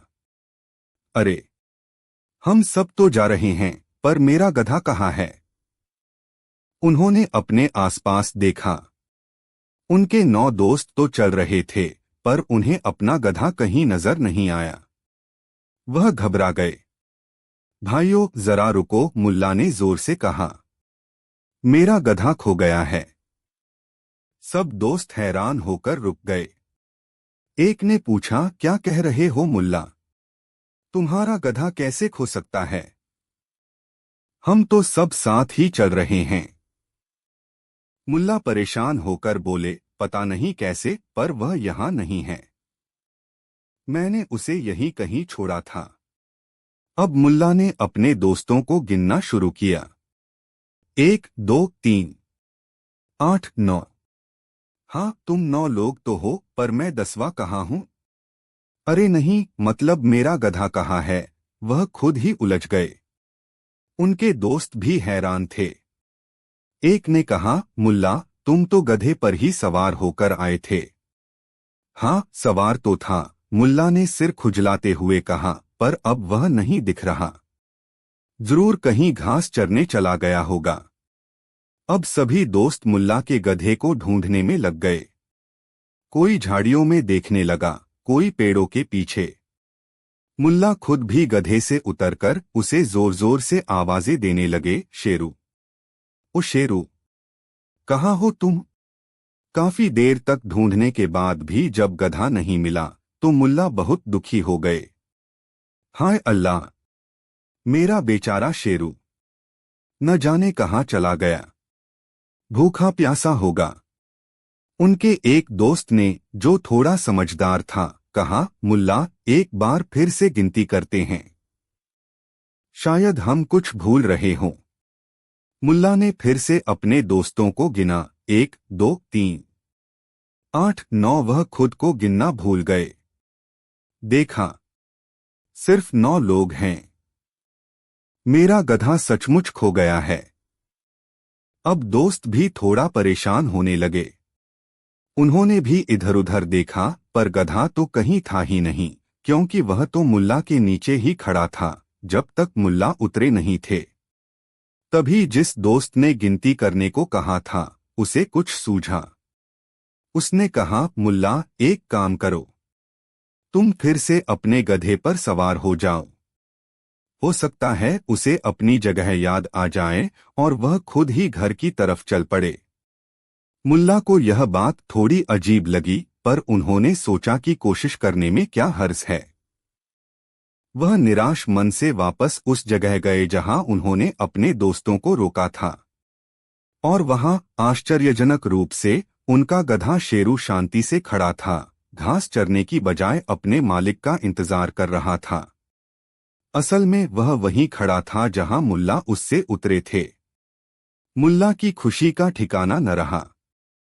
अरे शेरू, तुम यहीं थे? मैं तो तुम्हें कहाँ कहाँ ढूंढता फिरा। उन्होंने गधे को प्यार से थपथपाया। फिर उन्होंने अपने दोस्तों की ओर विजयी भाव से देखा। मैंने कहा था न, वह यहीं कहीं होगा। मिल गया मेरा शेरू। अब उन्होंने फिर से गिनती की। इस बार उन्होंने गधे पर बैठे बैठे अपने दोस्तों को गिना और साथ में खुद को भी। 1, 2, 3, 8, 9 और मैं 10वां अपने गधे पर। पूरे 10। हाँ, अब सब ठीक है। उनके दोस्त एक दूसरे का मुंह देखने लगे। उनके चेहरों पर हंसी और हैरानी का मिलाजुला भाव था। वे समझ गए थे कि मुल्ला की भूलने की आदत ने फिर से अपना कमाल दिखाया है। वह दोस्त जिसने मुल्ला को गधे पर बैठने की सलाह दी थी, मुस्कुराते हुए बोला, मुल्ला, शुक्र है तुम्हारा गधा मिल गया, वरना हम तो परेशान ही हो गए थे। मुल्ला ने गर्व से कहा, हाँ हाँ, मेरा शेरू बहुत समझदार है, वह मुझे छोड़कर कहीं नहीं जा सकता। फिर वे सब मिलकर गांव की ओर चल पड़े। रास्ते भर मुल्ला अपने गधे के मिलने की खुशी में बातें करते रहे, यह भूलकर कि गधा कभी खोया ही नहीं था। उनके दोस्त मन ही मन हंसते रहे, पर किसी ने मुल्ला का भ्रम तोड़ने की कोशिश नहीं की। जब वे गांव पहुंचे और अहमद से मिले, तो मुल्ला ने सबसे पहले अपने गधे के खोने और फिर मिलने का रोमांचक किस्सा सुनाया। अहमद और बाकी मेहमान भी मुल्ला की कहानी सुनकर खूब हंसे। फातिमा बेगम की बात सच साबित हुई थी। मुल्ला गधे पर बैठे बैठे ही अपने गधे को ढूंढ रहे थे। वह जब अपने दोस्तों को गिनते थे, तो खुद को, जो गधे पर सवार थे, गिनना भूल जाते थे, और जब गधे से उतरकर उसे ढूंढते थे, तो गधे को भी 9 लोगों में शामिल नहीं कर पाते थे। जब वह वापस गधे पर सवार हुए, तो उन्होंने खुद को भी गिना और संख्या पूरी 10 हो गई, जिससे उन्हें लगा कि उनका गधा मिल गया है। यह किस्सा भी मुल्ला नसरुद्दीन के भूलने की आदत के अनगिनत किस्सों में जुड़ गया। लोग इसे सुनकर हंसते और कहते कि मुल्ला की सादगी और उनका भोलापन ही उनकी सबसे बड़ी पहचान है। वह अपनी ही दुनिया में इतने मगन रहते थे कि कभी कभी ऐसी छोटी छोटी बातें भूल जाते थे, जो दूसरों के लिए हास्य का विषय बन जाती थीं। पर इन किस्सों से यह भी पता चलता था कि मुल्ला का दिल कितना साफ था। उनकी भूलने की आदत में भी एक तरह की मासूमियत थी, जो उन्हें सबसे अलग और सबसे प्यारा बनाती थी। और उनका गधा शेरू, वह तो जैसे मुल्ला की हर अदा का गवाह था, चुपचाप, बिना कोई शिकायत किए, अपने मालिक की सेवा में लगा रहता था, शायद मन ही मन मुस्कुराता हुआ कि उसका मालिक कितना अनोखा है। उस दिन के बाद जब भी कोई मुल्ला से पूछता, मुल्ला जी, आपका गधा कहाँ है, तो मुल्ला पहले चारों तरफ देखते, फिर खुद को गिनते और फिर इत्मीनान से कहते, हाँ, यहीं कहीं होगा। कहानी 6। शहर बुखारा की घुमावदार, संकरी गलियों में, जहां शाम ढलते ही एक रहस्यमयी चुप्पी पसर जाती थी, मुल्ला नसरुद्दीन का छोटा सा पर सुकून भरा घर था। घर क्या, बस 2 कमरे और एक छोटा सा आंगन, जिसमें एक बूढ़ा अनार का पेड़ अपनी सूखी टहनियां फैलाए खड़ा था, मानो आसमान से कुछ कहना चाहता हो। मुल्ला अपनी बेगम फातिमा के साथ सादा जीवन व्यतीत करते थे। उनकी सबसे बड़ी दौलत थी उनकी हाजिर जवाबी, उनकी बेफिक्री और उनका वो गधा, जो कभी कभार मुल्ला से भी ज्यादा समझदारी दिखा जाता था। उन दिनों शहर में चोरों का आतंक कुछ बढ़ गया था। रात के अंधेरे में न जाने कब किसके घर की दीवार फांदकर चोर अंदर घुस आते और सुबह तक गृहस्वामी अपनी किस्मत को रोता मिलता। फातिमा बेगम इस बात से खासी परेशान रहती। एक रात जब बाहर कड़ाके की सर्दी पड़ रही थी और हवा साय करती हुई खिड़की दरवाजों से टकरा रही थी, फातिमा ने चिंता भरे स्वर में कहा, मुल्ला, सुनते हो? आजकल चोर बहुत घूम रहे हैं। अपने घर में तो कुछ खास है नहीं, पर जो थोड़ा बहुत है, कहीं वो भी न ले उड़े। मुल्ला, जो आग के पास बैठे ऊँघ रहे थे, एक आंख खोलकर बोले, अरी बेगम, फिक्र क्यों करती हो? हमारे घर में चोर आएगा भी तो क्या ले जाएगा? 2-4 पुराने बर्तन, तुम्हारी 1-2 साड़ियाँ और मेरी ये फटी हुई रजाई। चोर भी बेचारा निराश होकर जाएगा। फिर भी फातिमा ने जोर दिया, कुछ तो सावधानी बरतनी चाहिए। सुना है पड़ोस के कासिम भाई के घर से कल रात ही बकरियां चोरी हो गईं। मुल्ला मुस्कुराए, कासिम की बकरियां तो वैसे भी बहुत शोर मचाती थीं। शायद चोरों ने उन्हें शांति पहुंचाने के लिए ही उठाया हो। फिर थोड़ी गंभीरता से बोले, अच्छा, तुम चिंता मत करो, मैंने एक तरकीब सोची है। अगर कोई चोर आया भी तो उसे ऐसा सबक मिलेगा कि वो चोरी करना तो दूर, बुखारा की गलियों में कदम रखने से पहले 100 बार सोचेगा। फातिमा ने अविश्वास से मुल्ला की ओर देखा। मुल्ला की तरकीबें अक्सर ऊटपटांग होती थीं, पर कभी कभी काम भी कर जाती थीं। उसने गहरी सांस ली और कहा, अल्लाह खैर करे, तुम्हारी तरकीबें भी तुम ही जानो। उस रात मुल्ला ने जानबूझकर अपने घर का पिछला दरवाजा थोड़ा सा खुला छोड़ दिया। फिर वे दोनों सोने चले गए।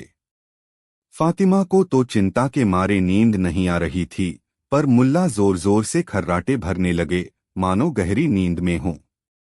आधी रात के करीब जब सारा शहर सो रहा था, एक परछाई दबे पांव मुल्ला के घर की ओर बढ़ी।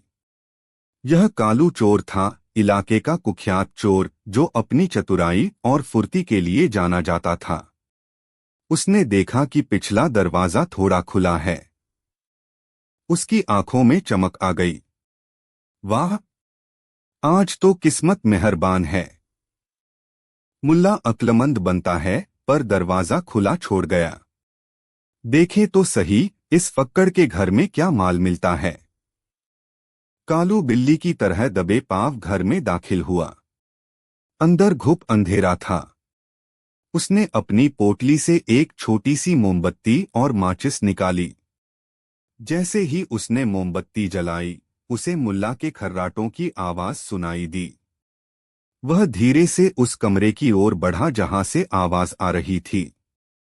कमरे में मुल्ला और फातिमा सो रहे थे। फातिमा बेचारी करवटें बदल रही थी, पर मुल्ला सचमुच गहरी नींद का नाटक कर रहे थे। कालू ने कमरे का जायजा लिया। कुछ खास नजर नहीं आया। कुछ पुराने संदूक, मिट्टी के बर्तन और एक कोने में लटकती मुल्ला की पुरानी अचकन। तभी मुल्ला नींद में बड़बड़ाए, अरे फातिमा, वो सोने की अशर्फियों वाला संदूक ठीक से छिपाया है ना? कहीं कहीं चोर की नजर न पड़ जाए। कालू के कान खड़े हो गए। सोने की अशर्फिया इस कंगाल मुल्ला के घर में? उसने अपनी सांस रोक ली और ध्यान से सुनने लगा। मुल्ला फिर बोले, हाँ हाँ, वही जो मैंने आंगन के अनार के पेड़ के नीचे दाहिनी तरफ 3 कदम खोदकर दबाया है। किसी को बताना मत, बहुत कीमती है। और फिर जोर से खर्राटा लिया। कालू की आंखें लालच से चमक उठीं। अनार के पेड़ के नीचे दाहिनी तरफ 3 कदम। वाह रे मुल्ला, सपने में भी खजाने की बात कर रहा है। आज तो मेरी पौबारह है। वह फौरन कमरे से निकलकर आंगन की ओर भागा।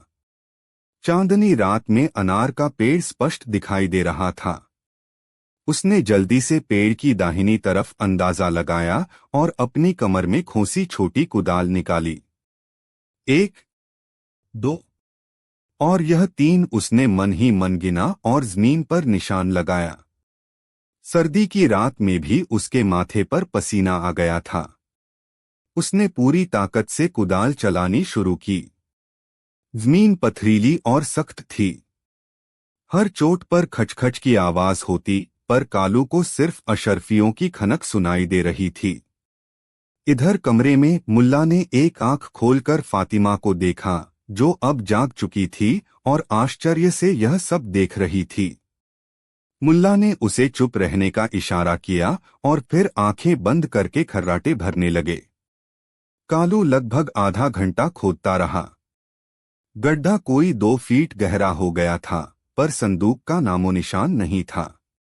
उसका दम फूलने लगा था। शायद थोड़ा और गहरा होगा, उसने सोचा और फिर से जुट गया। मुल्ला बीच बीच में नींद में कुछ और बड़बड़ा देते, अरे वो संदूक थोड़ा और गहरा। हाँ, बहुत संभाल कर रखा था। दादा परदादा की निशानी है। कालू का जोश फिर बढ़ जाता।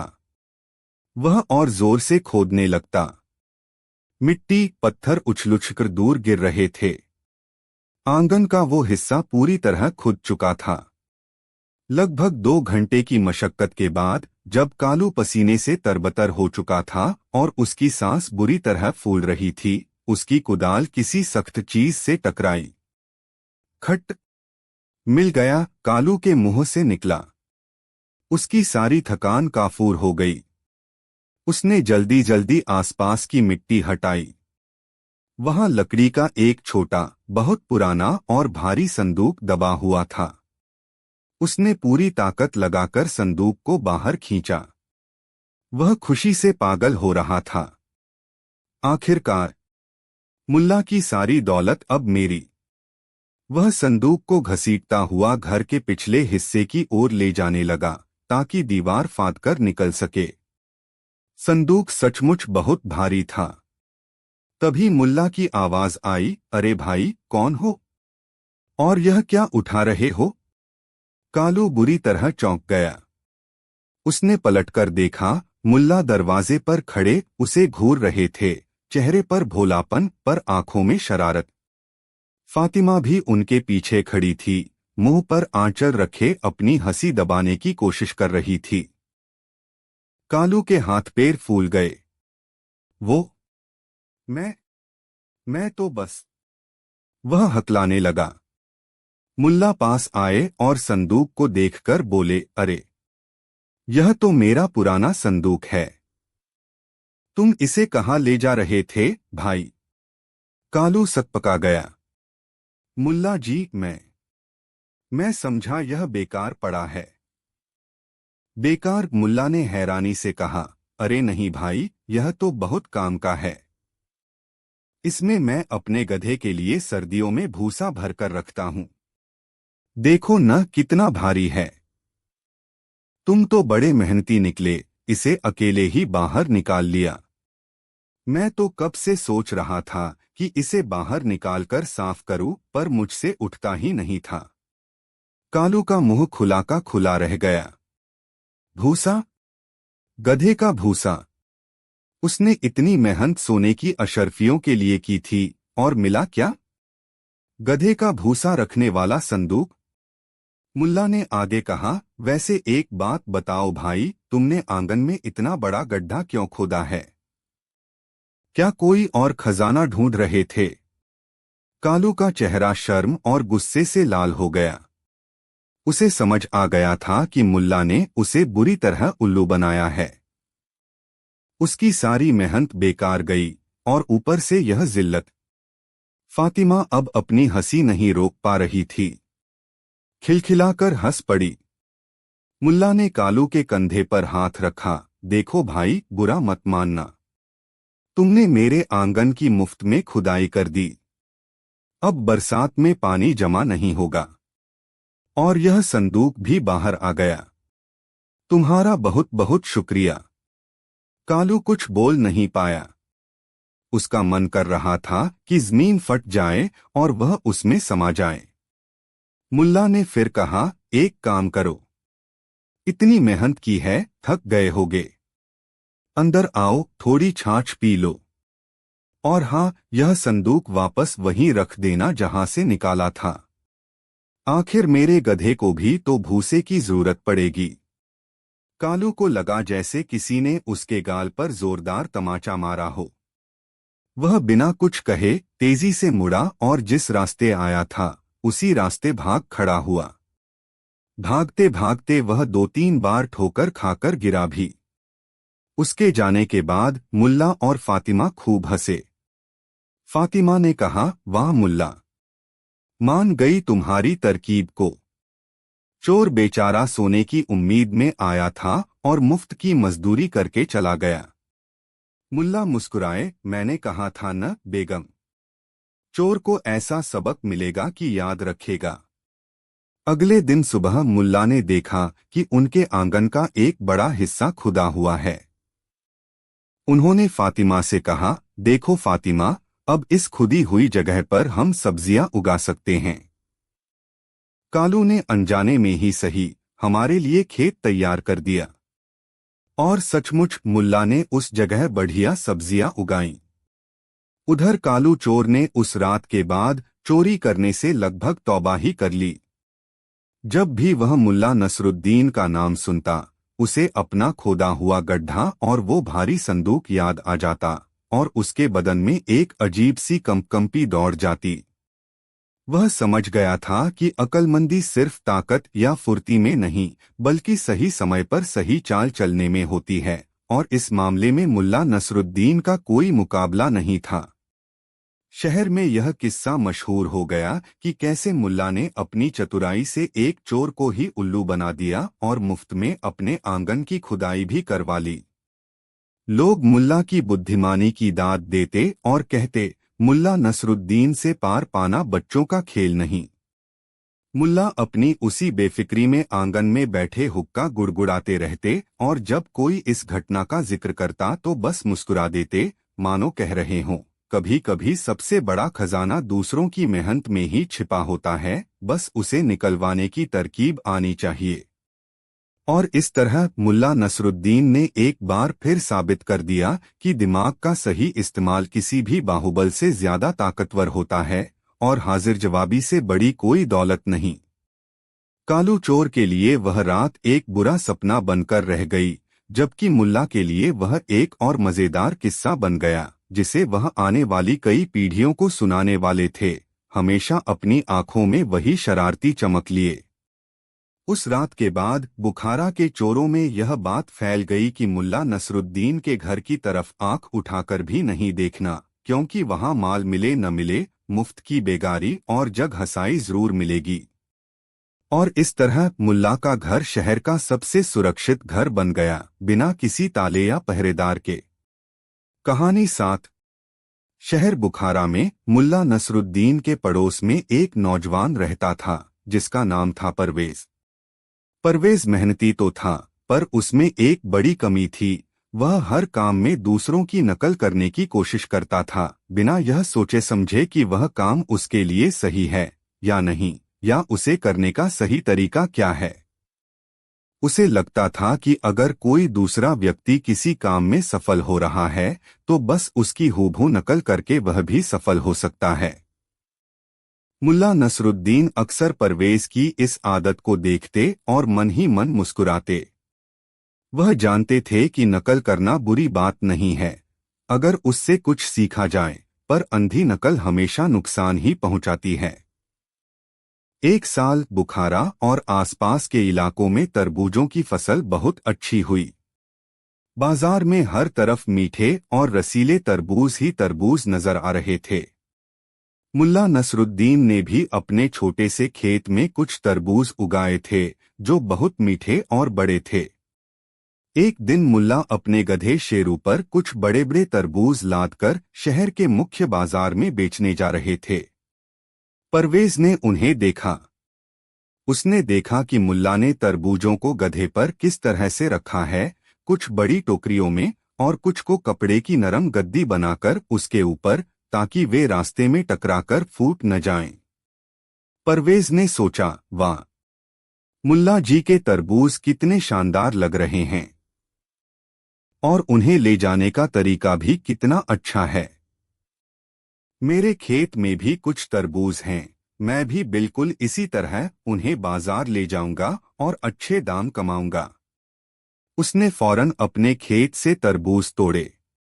उसके तरबूज मुल्ला के तरबूजों जितने बड़े और पके हुए नहीं थे, कुछ तो अभी अधपके ही थे। फिर उसने अपने गधे को तैयार किया। उसके पास मुल्ला जैसी बड़ी टोकरियां नहीं थीं, तो उसने बस कुछ पुराने बोरे गधे की पीठ पर डाल दिए। उसने यह भी ध्यान नहीं दिया कि बोरे ठीक से बंधे हैं या नहीं, और न ही उसने तरबूजों के नीचे कोई नरम गद्दी लगाई। उसने बस जैसे तैसे तरबूजों को बोरों के ऊपर ढेर कर दिया, ठीक वैसे ही जैसे उसने दूर से मुल्ला को करते हुए देखा था, या उसे ऐसा लगा था कि मुल्ला ने ऐसा ही किया है। अब देखना, परवेज ने मन ही मन कहा, मैं भी मुल्ला जी की तरह अपने सारे तरबूज बेचकर खूब पैसे कमाऊंगा। वह अपने गधे को हाँकता हुआ बाजार की ओर चल पड़ा। रास्ता उबड़-खाबड़ था। जैसे ही गधा थोड़ा तेज चलता या किसी गड्ढे में उसका पैर पड़ता, बोरों के ऊपर रखे तरबूज लुढ़कने लगते। कुछ तरबूज आपस में टकराकर चटक गए, कुछ नीचे गिरकर फूट गए। परवेज परेशान तो हुआ, पर उसने सोचा कि शायद मुल्ला जी के साथ भी ऐसा ही होता होगा, यह तो आम बात है। जब तक परवेज बाजार पहुंचा, उसके आधे से ज्यादा तरबूज या तो फूट चुके थे या बुरी तरह दबकर पिचक गए थे। जो थोड़े बहुत साबुत बचे थे, वे भी अधपके और बेस्वाद लग रहे थे।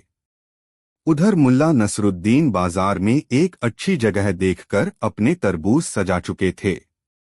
उनके बड़े, लाल और रसीले तरबूज देखकर ग्राहक खिंचे चले आ रहे थे। मुल्ला हर ग्राहक से हंस बोलकर बात करते, तरबूज की मिठास की गारंटी देते और देखते ही देखते उनके लगभग सारे तरबूज अच्छे दामों पर बिक गए। परवेज जब अपने बचे खुचे, फूटे पिचके तरबूज लेकर बाजार पहुंचा, तो उसे कोई ग्राहक नहीं मिला। लोग उसके तरबूजों को देखकर मुंह बिचकाते और आगे बढ़ जाते। कुछ ने तो मजाक भी उड़ाया, अरे भाई, यह तरबूज बेचने लाए हो या तरबूज का हलवा। परवेज का चेहरा उतर गया। उसे बहुत गुस्सा आ रहा था। उसने सोचा, मैंने तो बिल्कुल मुल्ला जी की नकल की थी, फिर मेरे साथ ऐसा क्यों हुआ? जरूर मुल्ला जी ने कोई जादू टोना कर रखा है, या फिर उन्होंने मुझे जानबूझकर गलत तरीका दिखाया। वह गुस्से में मुल्ला नसरुद्दीन के पास पहुंचा, जो अपना आखिरी तरबूज बेचकर पैसे गिन रहे थे।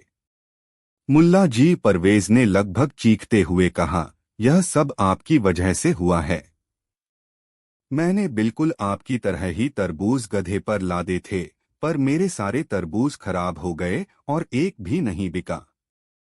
आपने जरूर मुझे धोखा दिया है। मुल्ला नसरुद्दीन ने शांति से परवेज की ओर देखा।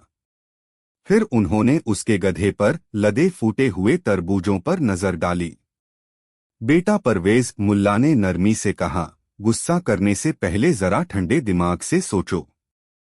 क्या तुमने सचमुच मेरी नकल की थी या सिर्फ अंधी नकल? परवेज कुछ समझा नहीं।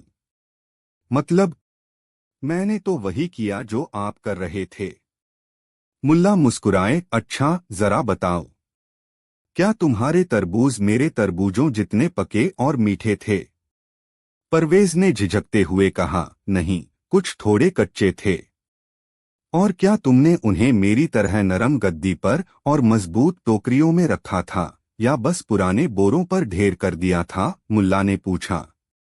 परवेज का सिर शर्म से झुक गया। मेरे पास टोकरियां नहीं थीं, और गद्दी लगाना मैं भूल गया। और क्या तुमने यह देखा था कि मैं अपने गधे को कितने धीरे और सावधानी से चला रहा था, ताकि तरबूजों को झटका न लगे? मुल्ला ने अगला सवाल किया। परवेज चुप रहा। उसे याद आया कि वह तो जल्दी बाजार पहुंचने के चक्कर में अपने गधे को लगभग दौड़ा ही रहा था। मुल्ला नसरुद्दीन ने परवेज के कंधे पर हाथ रखा। बेटा परवेज, नकल करना अच्छी बात है, अगर उससे कुछ सीखा जाए। मैंने भी कई चीजें दूसरों को देखकर सीखी हैं, पर सिर्फ ऊपरी तौर पर नकल करने से काम नहीं बनता। नकल में भी अकल चाहिए होती है। उन्होंने समझाया, जब तुम किसी को कोई काम करते हुए देखो, तो सिर्फ यह मत देखो कि वह क्या कर रहा है, बल्कि यह भी समझने की कोशिश करो कि वह क्यों और कैसे कर रहा है। मैंने तरबूज नरम गद्दी पर इसलिए रखे ताकि वे टकराए नहीं। मैंने उन्हें टोकरियों में इसलिए रखा ताकि वे लुढ़के नहीं। मैंने गधे को धीरे इसलिए चलाया ताकि उन्हें झटका न लगे। तुमने सिर्फ यह देखा कि मैंने तरबूज गधे पर लादे हैं, पर उसके पीछे की वजह और तरीका समझने की कोशिश नहीं की। मुल्ला ने आगे कहा, हर किसी के हालात और साधन अलग अलग होते हैं। जो तरीका मेरे लिए सही है, जरूरी नहीं कि वह तुम्हारे लिए भी उतना ही कारगर हो। तुम्हें अपनी समझ और अपने साधनों के हिसाब से काम करना चाहिए। दूसरों से प्रेरणा लो, सीखो, पर अपनी अक्ल का इस्तेमाल करना कभी मत भूलो। परवेज को मुल्ला की बातें अब समझ में आ रही थीं। उसे अपनी गलती का एहसास हो रहा था। वह सचमुच अंधी नकल कर रहा था, बिना सोचे समझे। मुझे माफ कर दीजिए मुल्ला जी, परवेज ने शर्मिंदगी से कहा। मैं समझ गया कि मुझसे कहाँ गलती हुई। मैं आइंदा ध्यान रखूंगा। मुल्ला नसरुद्दीन मुस्कुराए। कोई बात नहीं बेटा, गलतियां करके ही इंसान सीखता है। बस यह याद रखना कि अकल का इस्तेमाल हर काम में जरूरी है, चाहे वह अपना खुद का तरीका हो या किसी की नकल। उस दिन के बाद परवेज में एक बड़ा बदलाव आया। उसने अंधी नकल करना छोड़ दिया। अब वह जब भी किसी को कोई काम करते देखता तो पहले उसे ध्यान से समझता, उसके पीछे के कारण जानने की कोशिश करता और फिर अपनी समझ और साधनों के अनुसार उसे अपने तरीके से करता। धीरे धीरे परवेज अपने कामों में सफल होने लगा। उसने खेती के नए तरीके सीखे, व्यापार की बारीकियां समझीं और जल्द ही वह एक समझदार और कामयाब नौजवान बन गया। और मुल्ला नसरुद्दीन, वह हमेशा की तरह अपनी जिंदगी जीते रहे, अपनी छोटी छोटी हरकतों और बातों से लोगों को बड़े बड़े सबक सिखाते रहे। उनका यह किस्सा भी शहर में मशहूर हो गया कि कैसे उन्होंने परवेज को सिखाया कि नकल में भी अकल चाहिए। लोग अक्सर यह कहानी एक दूसरे को सुनाते और कहते कि मुल्ला की सोहबत में रहने वाला पत्थर भी हीरा बन सकता है, बशर्ते वह मुल्ला की बातों को सिर्फ सुने नहीं बल्कि समझे भी। यह कहानी हमें यही सिखाती है कि दूसरों से सीखना अच्छी बात है, पर उनकी नकल आंखें बंद करके नहीं करनी चाहिए। हमें अपनी बुद्धि और विवेक का इस्तेमाल करते हुए यह देखना चाहिए कि हमारे लिए क्या सही है और क्या गलत। सफलता का कोई बना-बनाया फॉर्मूला नहीं होता, उसे अपनी मेहनत, समझदारी और सही समय पर सही फैसले लेकर ही हासिल किया जा सकता है, ठीक वैसे ही जैसे मुल्ला नसरुद्दीन ने परवेज को सिखाया था।